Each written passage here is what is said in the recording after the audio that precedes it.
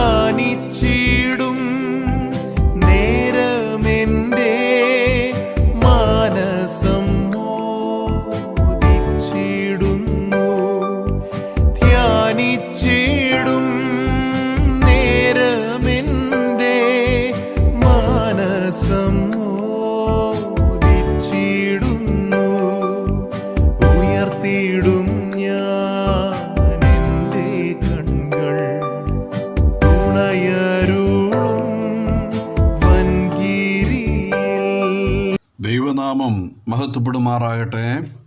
Morning വോയിസിലൂടെ ഞങ്ങളെ ശ്രദ്ധിക്കുന്ന എല്ലാ പ്രിയ ദൈവമക്കൾക്കും ക്രിസ്തുയേശുവിൻ്റെ വിലയേറിയ നാമത്തിൽ സ്നേഹവന്ദനം. കഴിഞ്ഞ ആഴ്ചയിൽ 1 തിമോത്തി 2 അധ്യായത്തിൻ്റെ 10 വാക്യം ആസ്പദമാക്കി വസ്ത്രധാരണം, ആഭരണധാരണം എന്നിത്യാദി വിഷയങ്ങൾ പഠിക്കുകയുണ്ടായി.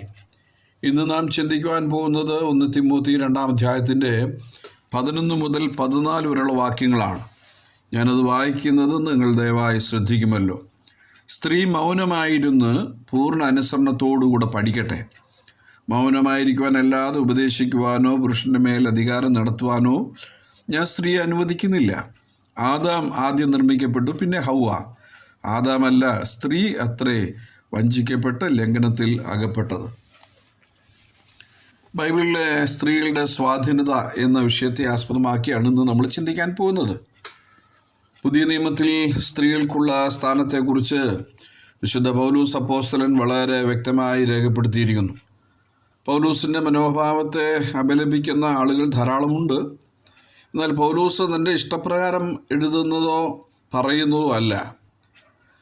എല്ലാ തിരുവെഴുത്തും ദൈവശ്വാസീയമാകിയാൽ ദൈവത്തിൻ്റെ മനുഷ്യൻ സകല സൽപ്രവൃത്തിക്കും വക പ്രാപിച്ച് തികഞ്ഞവനാകേണ്ടതിന് എന്നാണ് നമ്മൾ 2 തിമോത്തി 3:15 വായിക്കുന്നത്.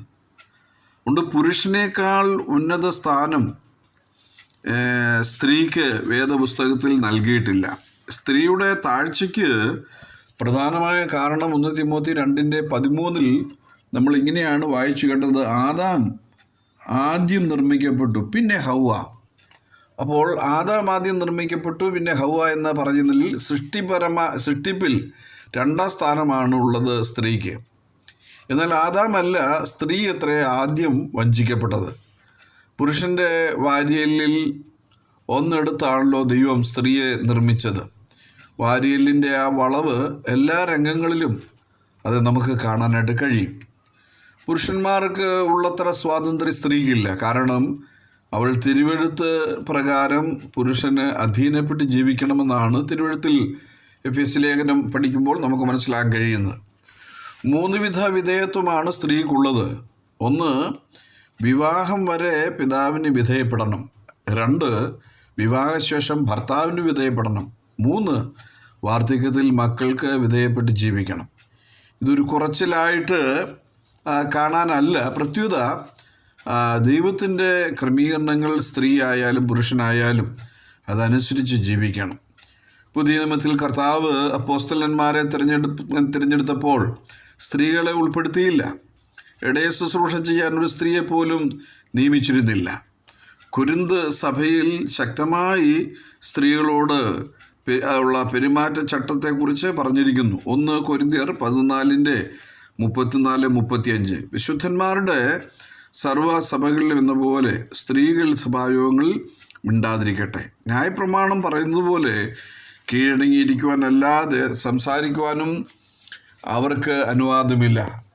അവർ വല്ലതും പഠിക്കുവാൻ ഇച്ഛിക്കുന്നുവെങ്കിൽ വീട്ടിൽ ചെന്ന് ഭർത്താക്കന്മാരോട് ചോദിച്ചു കൊള്ളട്ടെ. സ്ത്രീ സഭയിൽ സംസാരിക്കുന്നത് അനുചിതമല്ലോ. ഹിന്ദിയിൽ ഇങ്ങനെയാണ് എഴുതിക്കുന്നത്: സ്ത്രീ ഖലീസിയാമേ ബാത്തേം കർണ ലജ്ജാക്കി ബാത്ത് ഹെ. അതായത് സ്ത്രീകൾ സഭയിൽ സംസാരിക്കുന്നത് ലജ്ജിക്കേണ്ട കാര്യമായിട്ടാണ് ഇരിക്കുന്നത്. അതുകൊണ്ട് സ്ത്രീകൾ പാട്ട് പാടരുതെന്നോ സ്തോത്രം പറയരുതെന്നോ സഭയുടെ അനുവാദത്തോടെ സാക്ഷ്യം പറയരുതെന്നോ അല്ല. വിശുദ്ധന്മാരുടെ സഭയിൽ ഇപ്രകാരമായിരിക്കണം. എന്നാൽ സഹോദരിമാരുടെ യോഗങ്ങൾ, അവരുടെ ബൈബിൾ ക്ലാസ്സുകൾ, ക്യാമ്പുകളിലും അവർക്ക് അവരുടെ ശുശ്രൂഷ നടത്താം. പ്രാർത്ഥിക്കുമ്പോൾ തലയിൽ മൂടുപടം ഇടണം എന്നും വസ്ത്രധാരണത്തിൽ പ്രത്യേകം ശ്രദ്ധിക്കണമെന്നുമുള്ള നിബന്ധനകൾ എല്ലാ സ്ത്രീകൾക്ക് നൽകിയിട്ടുള്ളതാണ്. ആകയാൽ വചനത്തോട് 100% കൂറ് പുലർത്തി ജീവിക്കണം. സ്ത്രീയുടെ സ്വാധീനതയെക്കുറിച്ച് ഞാൻ ചില കാര്യങ്ങൾ വേഗം ഓർപ്പിക്കാം. വിവാഹിതനും സ്വന്തം ഭാര്യയോടുകൂടെ, അതായത് അന്യൻ്റെ ഭാര്യയുമായി വേലയ്ക്ക് പോകരുതെന്ന് അർത്ഥം. കാരണം സ്വന്തം ഭാര്യയെ ഉപേക്ഷിച്ച് പിന്നെ എന്തു ചെയ്യും? പിന്നെ ഇതരൻ്റെ ഭാര്യയെ സ്നേഹിച്ച് ഒളിച്ചോടിയ സംഭവങ്ങൾ നമ്മുടെ കൺമുൻപിൽ ധാരാളമുണ്ട്. അതുകൊണ്ട് വിവാഹിതരായിരിക്കുന്ന പത്രോസ് സ്വന്തം ഭാര്യയോടെയാണ് സുവിശേഷ പോർക്കളത്തിൽ അധ്വാനിച്ച് വന്നത്. അങ്ങനെ അധ്വാനിച്ചവനുമായ പത്രോസ് അപ്പോസ്തലൻ എഴുതുന്ന വാക്കുകൾ ശ്രദ്ധിക്കുക. ഭാര്യമാരെ, നിങ്ങളുടെ ഭർത്താക്കന്മാർക്ക് കീഴടങ്ങിയിരിപ്പീൻ.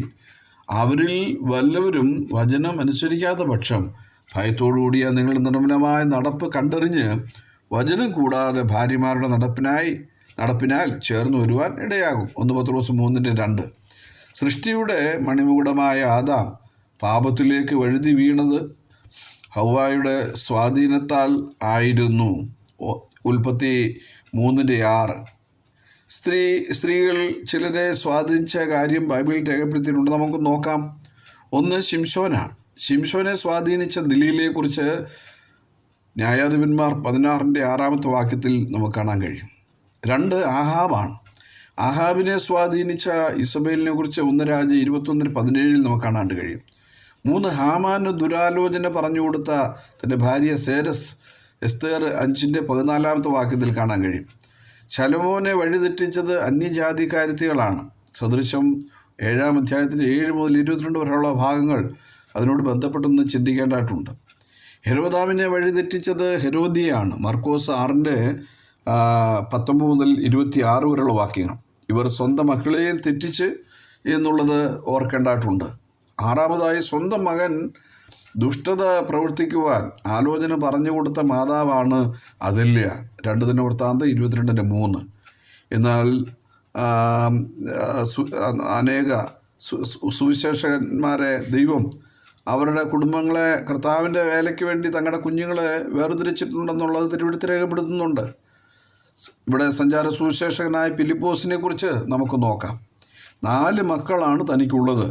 ആ 4 മക്കളും എന്ത് ചെയ്യാണ്? ശുശ്രൂഷയുടെ അവർ ചെയ്യുന്നവരാണ്. ആ ശുശ്രൂഷ പുറകിൽ മാതാവായിരുന്നു അവരെ അതിനായിട്ട് ഒരുക്കിയതും അവർക്ക് വേണ്ടി പ്രാർത്ഥിച്ചതും നല്ല നിലയിൽ ഗൈഡ് ചെയ്തതുമൊക്കെ. അപ്പോസ്തലപ്രവൃത്തി 21-ാം അധ്യായത്തിൻ്റെ 8 മുതൽ 10 വരെയുള്ള വാക്യങ്ങൾ നമുക്ക് കാണാൻ കഴിയും.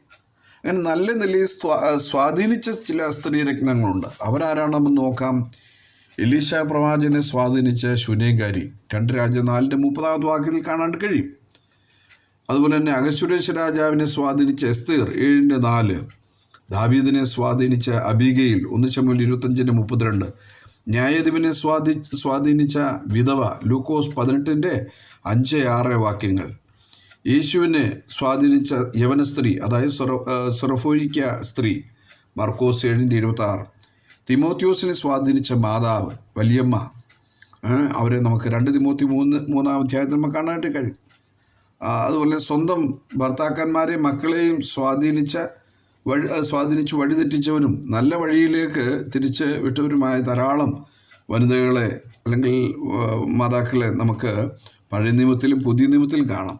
ഒട്ടേറെ സുവിശേഷന്മാരുടെ പൊതു ശുശ്രൂഷയും സഭാ ശുശ്രൂഷകളുടെയൊക്കെ വിജയത്തിൻ്റെ അനുഗ്രഹത്തിൻ്റെയും കാരണം അവരവരുടെ ഭാര്യമാരാണ്. അവരുടെ പ്രാർത്ഥനയും അവരെ ഒരുക്കുന്നതിനുള്ളതായ ക്രമീകരണവുമാണ്. ആകയാൽ സ്ത്രീകളുടെ പങ്ക് വിലയേറിയതാണ്. പക്ഷേ അത് ദോഷത്തിനായി ഉപയോഗിക്കാതെ അനേകരുടെ ആത്മീക നന്മയ്ക്കും പൊതുവെ ഉള്ള അനുഗ്രഹത്തിനും ഉപയോഗിച്ച് ദൈവനാമ മഹത്വം മാത്രം ലക്ഷ്യമാക്കി ജീവിക്കാൻ ഈ പഠനവും വചന കേൾവിയും ഇടയാക്കട്ടെ. മഹത്വം കർത്താവിന് മാത്രം ഇരിക്കുന്നു. ഹല്ലേലൂയ.